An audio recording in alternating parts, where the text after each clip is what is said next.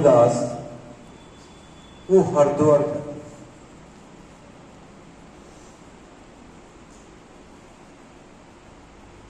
फिर गुरु से ऐसी प्रीत जुड़ी, अमरदास जी अमर हो गए।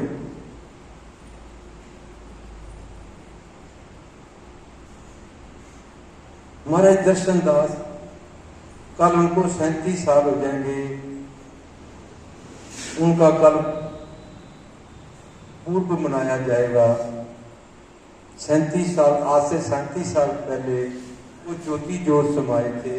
उन्होंने ये शरीर छोड़ा था, ये संसार छोड़ा था। क्यों कि जो भी इस जग में आया है, महाराज कहते उसको सबको जाना पड़ेगा। जितना जितना किसी का इस संसार में रोल है, एक्ट है, जितना किसी ने यहां विचरना है, जब उसका समय पूरा हो जाता है तो वो चला जाता है। यहां ना को अपनी मर्जी से आया है, ना को अपनी मर्जी से यहां से गया। संत हैं जो अपनी मर्जी से आते हैं, संसार का लाखों करोड़ों का भला करते हैं और चले जाते हैं। कहते हैं कि महाराज को 1982 मतलब 1982 में पता लग गया था कि मेरे नाम की गोली बन गई। तो वो समय बदल सकते थे।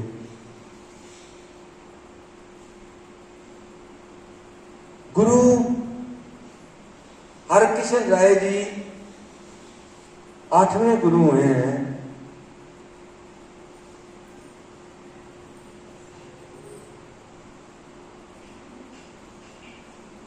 उनके चाचा के लड़के थे बाबा अटल जी।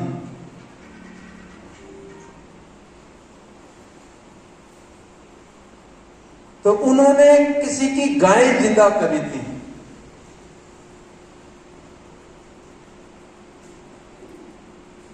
तो महाराज ने कहा था कि भाई काका, फिर जब गाय जिंदा करी तो एक औरत का लड़का मर गया। तो उसने कहा चल वहां चलते हैं, उसने मेरी गाय जिंदा करी थी तो लड़का भी वो जिंदा कर देगा। तो महाराज ने कहा था कि ये तो तू गलत काम कर रहा है, ये तो उसका हुक्म था, तूने उसके परमात्मा के हुक्म की हुक्म अदूली की है, उसने माना नहीं, तूने उसमें अपनी टांग अड़ाई है। इस घर ये घर जो है, गुरु घर जो है, ये उसके हुक्म में चलने वाला है।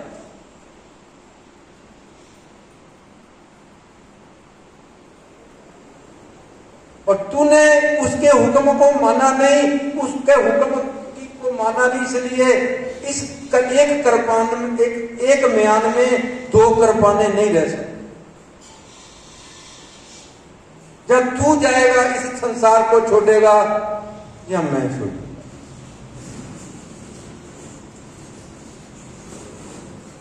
तो बाबा अटल जी ने कहा था कि पिताजी आपकी तो संसार को बड़ी जरूरत है,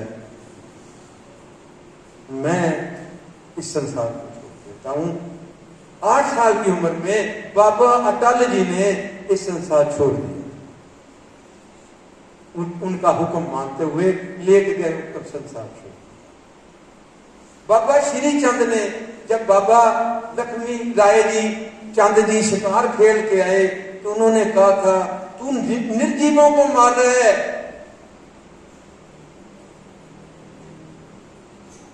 उन जीवों को मार रहा है, भोले वाले जीवों को मार रहा है, तेरे को इसका हिसाब देना पड़ेगा।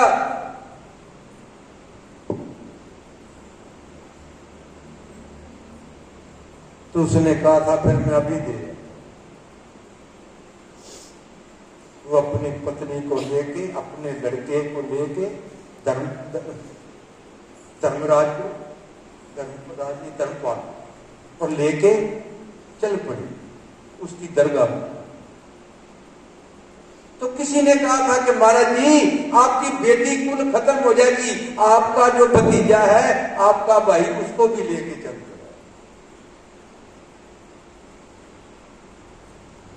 तो महाराज जी ने 2 योजन बाजू लंबी करके उसको नीचे कर, लक्ष्मी चांदी घोड़े पे अपनी पत्नी समेत उसकी दरगाह में साथ।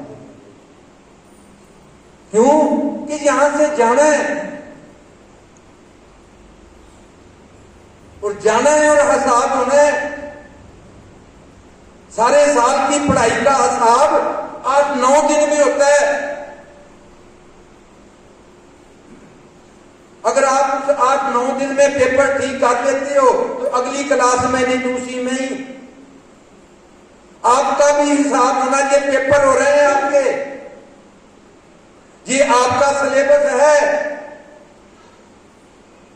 जो महाराज ने आपको नाम दिया है, ये आपका सिलेबस है।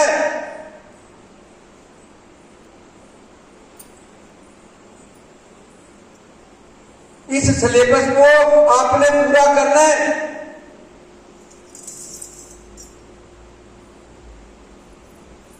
अगर ये सिलेबस पूरा नहीं किया तो मानिए आप फेल हो।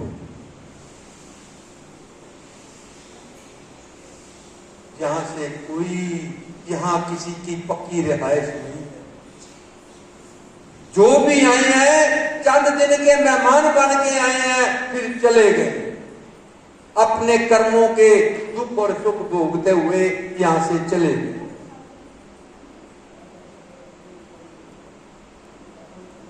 मतबल तो है दिल को समझाना, चाहे ये मानो चाहे वो।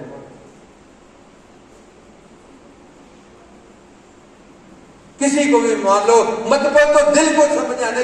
आपका जहां दिल मान गया वही सब कुछ है। महाराज कहते हैं जो दिन आवे सो दिन जाही, करना कूच रहन फिर ना है। महाराज कहते हैं जो दिन आता है वो दिन चला जाता है।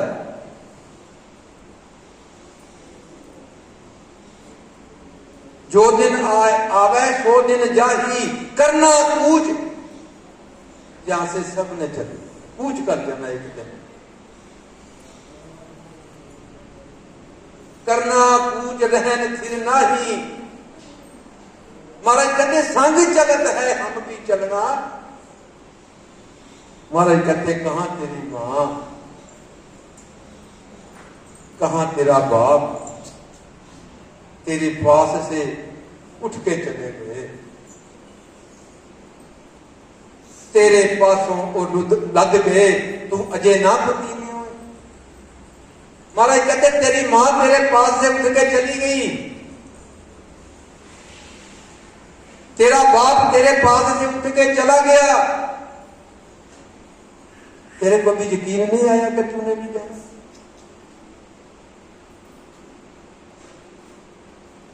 क्या है, किस चीज के पीछे लगे हो?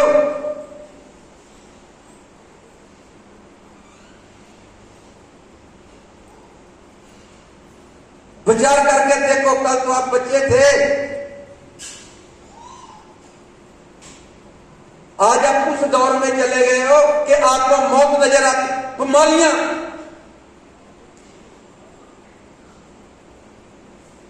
गरीबी। गरीबी का मतलब ये नहीं है कि पैसा ना हो तो गरीबी। गरीबी का मतलब जब अब अकेले बीमारी से तड़पते हो, बच्चे सोए होते हैं, आप अकेले कमरे में पड़े तड़पते हो, ये गरीबी। पैसा ना होना गरीबी नहीं है। मैंने ऐसे बड़े लोग देखे हैं जो पैसा होते हुए भी गरीबी ही हैं। मारे कहते जो दिन आवे सो दिन जाही, करना कूच रहन फिर नाही, संग चलत है हम भी चलना, दूर गमन सिर ऊपर करना। कहते मौत तेरे सिर पे घूम रही है, यहां तेरी को पक्की रिहाइश थोड़ी बन गई है। 4 ईंटा लगा ली है, 100 गज 50 गज 150 गज का मकान बना दिया, ये पक्की रिहाइश नहीं है, यहां तो चले जाएंगे सब। जिनगढ़ कोल किए कंचन के छोड़ गया सो रावण, कहे कीजे मन पावन। महाराज कहते क्यों तू अपने मन किया करता है,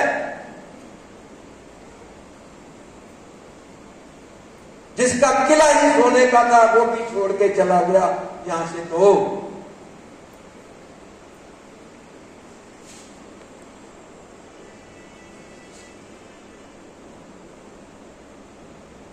गुरु पे यकीन, महाराज कहते कुटन में कोई, करोड़ों में एक। अब ये नहीं पता कितने करोड़, महाराज कहते कुटन में कोई एक। विरले कई के कोई विरला विरला आदमी जिसको गुरु पे यकीन है। वेद व्यास जी उन्होंने 4 वेद लिखे, भगवत गीता लिखी, भविष्य पुराण लिखा, वेदांत शास्त्र 6 शास्त्रों में वेदांत शास्त्र है एक, वो लिखा।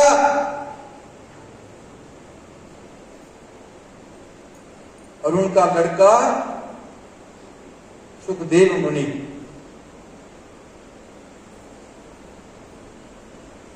वेद व्यास जी कहने लगे बेटे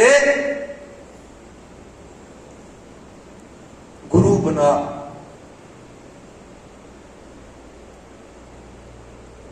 सुखदेव मुनि बोले पिताजी किसको बनाऊं गुरु। अब देखिए जिस आदमी ने 4 वेद लिखे, भगवत गीता लिखी, विश्व पुराण लिखा, 18 पुराणों में एक पुराण, 6 शास्त्रों में एक शास्त्र वेदांत, 4 वेद, सारे के सारे वेद व्यास जी के, वो अपने लड़के के गुरु नहीं बन पाए। अपने लड़के के गुरु नहीं बन पाए। उन्होंने कहा क्या मेरा क्या माने के नाम, मां पढ़ी लिखी होती है, BA होती है,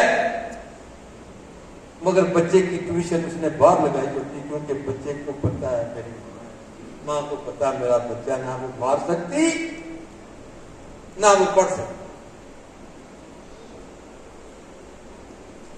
मां को पता कि मेरा लड़का है, लड़के को पता मेरी मां है, ट्यूशन उसने 12वीं वाले क्लास के पास लगाई होती है। आप वो में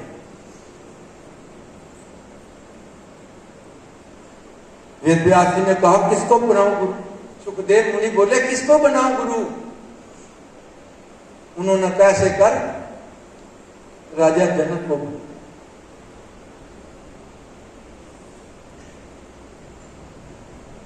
उन्होंने कहा राजा जनक को मेरा गुरु, मैं ब्रह्मचारी, तो राजा जनक परिवार वाला आदमी, गृहस्थी आदमी, मैं फकीर और वो राजा,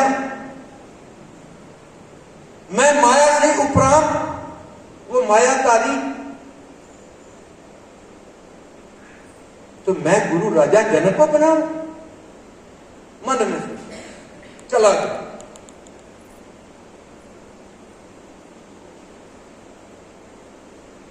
गेट पे खड़ा हो, वेद व्यास जी के लड़के थे सुखदेव मुनि, उनको कौन मना कर सकता था। उन्होंने कहा मैंने राजा जनक से मिलना। गेट दरबार ने कहा जाओ। सुखदेव मुनि अंदर चले गए। राजा जनक, और बताऊं, गुरु नानक देव का जो गुरु नानक देव को जो अवतार माना जाता है वो सुखदेव राजा जनक का अवतार माना जाता है। नानक जी को राजा जनक का अवतार माना जाता है।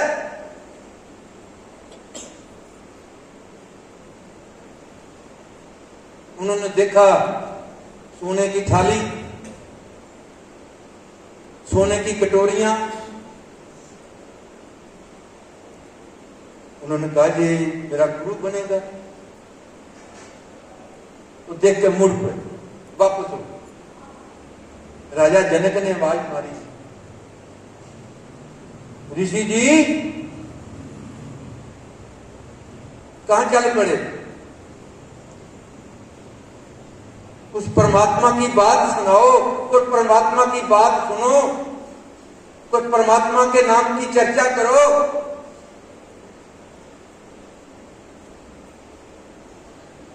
सुखदेव मुनि बोले, परमात्मा की चर्चा वहां होती है जहां माया का पसारा न हो, आप तो मायाधारी हो। उन्होंने कहा नहीं, उन्होंने हाथ जोड़े, बैठो, चलो मैं नहीं सुनाता, आप सुनाओ। चलो मैं मायाधारी, आप तो नहीं, आप तो मेरे को परमात्मा का नाम सुना सकती हो।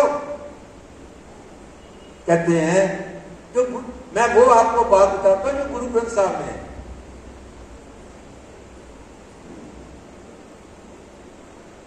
राजा जनक के पास सुखदेव मुनि बैठ के इतनी देर में उनका दरबान आया।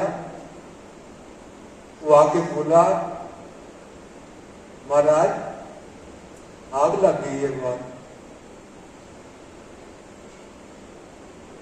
राजा जनक बोले, ऐसे है कि अब परमात्मा के नाम की चर्चा शुरू हो गई है, तो मैं चर्चा पूरी कर लूं फिर देखता हूं क्या है। सुखदेव मुनि सोचने लगे, अब इसके घर को आग लगी होती तो तब पता लगता। अभी ये बात चल ही रही थी,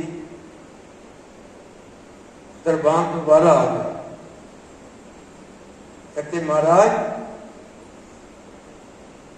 महलों से थोड़ी दूरी आग दूर है। वो कहते महाराज की चर्चा, परमात्मा की चर्चा चल रही है, खत्म होने वाली है, मैं देखता हूं। तीसरी बार दरबान आया, उसने आगे कहा, महाराज जिस गेट पे मेरी ड्यूटी है उसको भी आग में दे। इतिहास बताता है कि सुखदेव मुनि वहां से उठ के भाग पड़े। राजा जनक ने कहा, ऋषि जी कथा तो पूरी कर लो। वो कहते नहीं, उस गेट पे मेरी लंगोटियां और सोटी पड़ी। उन्होंने फिर रोका। कहते ऋषि जी आप तो कह रहे थे राजा जनक मायाधारी है, मायाधारी मैं क्या? आप मेरा सब कुछ छड़ गया, आग महलों तक लगी, मैं उठा नहीं, और आपकी लंगोटियां पड़ी हुई हैं और आप उसके बाद गुरु माया से उपराम कराता है।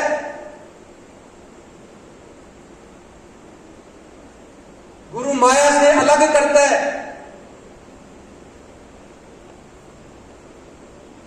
गुरु यही नहीं है कि सिर्फ कृपा ही मांगनी है गुरु से। जो गुरु कृपा करता है आपको पता भी नहीं लगता। गुरु की कृपा ये नहीं है कि छोटी कार से बड़ी कार आ गई, छोटे मकान से बड़ा मकान आ गया। मैं पिछली बार भी कहा था, सुखमी साहब एक में लाइन आती है, 10 वस्तु ले पाछे पावे, एक वस्त कारण बकोट गवावे। एक भी ना दे 10 भी हिर ले तो मुड़ा क्या क्या करे। महाराज कहते परमात्मा 10 चीजें देता आदमी को। इज्जत देता है, गाड़ी मकान तियां देता है, रिश्तेदार देता है, मां बाप देता है, भाई बहन देता है, 10 चीजें देता है, सोना चांदी देता है, हाथी घोड़े देता है, मगर एक नहीं देता, पुत्र नहीं देता। तो परमात्मा से विश्वास उठ गया कि क्या दिया, एक पुत्र नहीं दिया तो क्या दिया परमात्मा ने हमें, क्या दिया, कुछ भी तो नहीं दिया, सब कुछ दे। अब इस पर भोगेगा कौन? परमात्मा से विश्वास उठा दिया। महाराज कहते एक भी ना दे 10 भी हिर ले। उन्होंने कहा जो तेरे को एक नहीं दी, तू ये कह रहा है अगर तेरे से जो 10 दी है वो भी वापस ले तो क्या करे?